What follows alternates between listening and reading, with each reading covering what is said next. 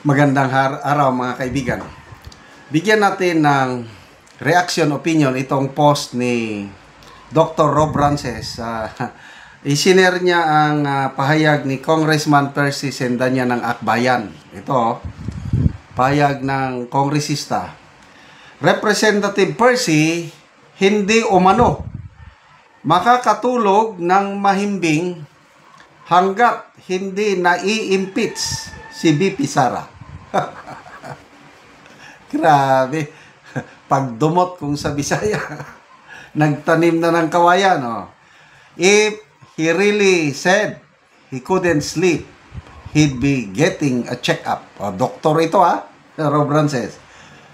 Persistent sleep problems aren't something to ignore. They can be early warning signs of brain decline or can worsen existing vulnerabilities. MRI studies show that people with chronic insomnia often have reduced gray matter volume, particularly in the prefrontal cortex, responsible for reasoning and judgment, and the hippocampus, critical for memory. This is not good for a public servant kasi maraming madadamay sa maling desisyon. Take a rest first. Let's just help him out. Don't vote in 2028 to rest for a while. What a pity. Because if Sara becomes president, her condition might get worse. Kawawa naman. Hindi makakatulog-tulog dahil gusto talagang i-impeach si BP Sara. Talagang magkakasakit kayo niyan. Sige, ilang buwan na lang. October, November, December, January. 4 months na lang. Hindi ba kayo makapaghintay? Relax lang muna kasi February 6, 2026, pwede na ulit kayo mag-file. Meantime, relax. Wala na kayong magagawa. Nagdesisyon na ang Supreme Court. Alangan naman na babalik ta rin pa ng Supreme Court yung unanimous decision nila. Total, hindi naman na-absuelto si BP Sara sa akusasyon na nang lustay siya sa confidential funds niya. Move on na lang sana.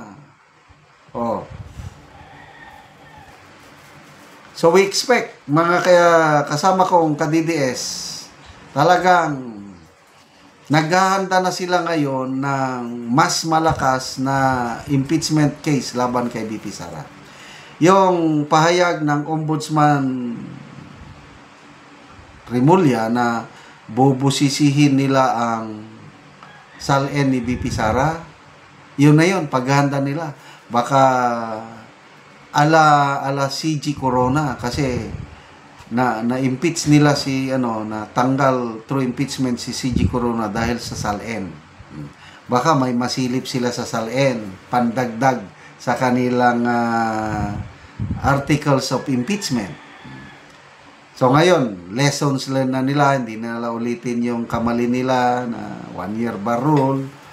So mas malakas na impeachment complaint ang maisasampa kay BP Sara.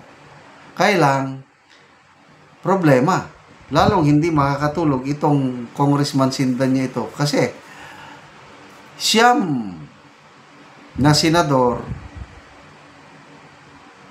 nakahandang bumoto sa acquittal ni BP Sara. Sigurado na yan. Yung minority senators, sigurado na yan. Solid yan. Ayaw ma-impeach si BP Sara, dagdagan mo pa ng ilang senador sa majority. Sino ito?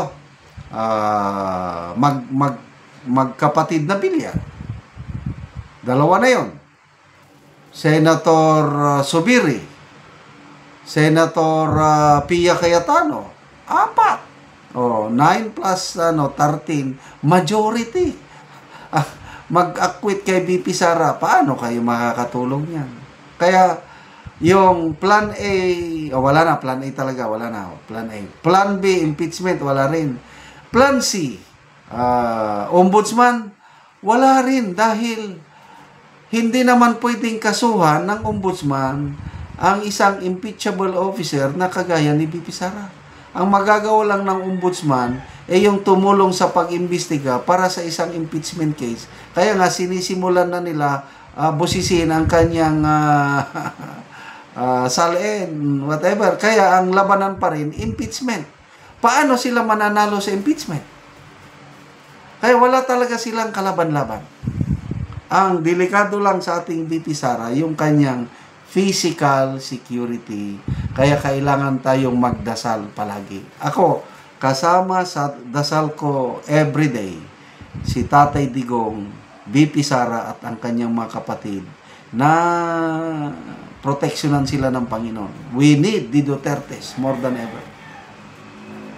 Kailangan natin makabawi sa 2028 dahil itong nangyari ngayon na korakutan whatsoever, makakabangon na lang tayo pag-upo ng isang Duterte. And hopefully, ang ating minamahal na Tatay Digong, my prayer, makabalik na ng buhay sa 2028. So, good luck, Congressman Sendanya. Magbasa lang tayo sa mga comments, ha. Tricia, sabi niya, bro, looks like he's having a perpetual stroke. Oh, ang itsura nga niya naman, oh. Anyway, stroke survivor ito. Ano pa? Ann Valdihuesa, di na nasala ni BP Sara, oy, pati imo tulog, imo gapon, i-blame kay Sara. Race ay, na, mauna ragyod, kamatyan nimo. That will be the cause of your death. Sabi, Eve G, tawon pod, basin same sila gibilaran ni BBM as anti-Claire for an advice. Gibilaran yung napuyat ba? Parehas sila ng rason bakit napuyat silang dalawa ni BBM. Kawawang mga nilalang. Pag presidente ni BP Sara, lalong hindi sila makakatulong.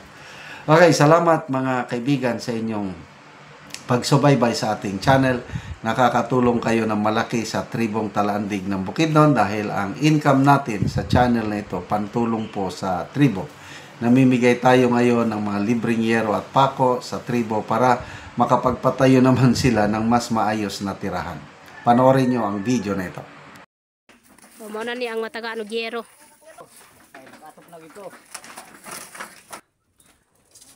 So, mo ni ang atop ni Lolo. So, tulo na gid kayo kung ulan. So, gipang sapahan na lang og cleansing kay kung ulan mutulo na gyud.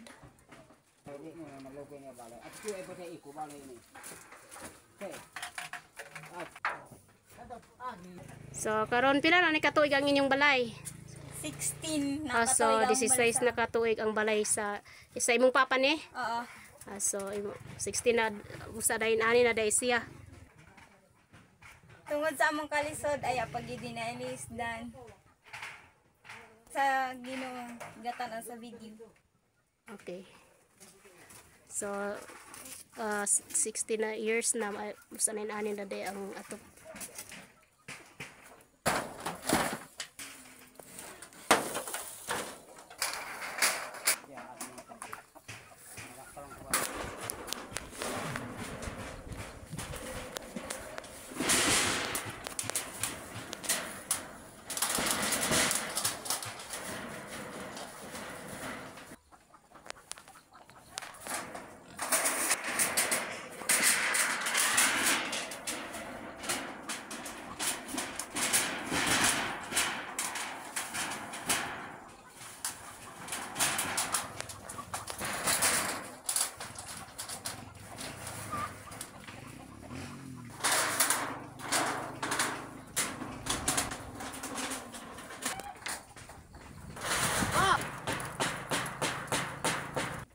Karon nahuman na og atop si tatay. So gitabangan siya sa iyang anak.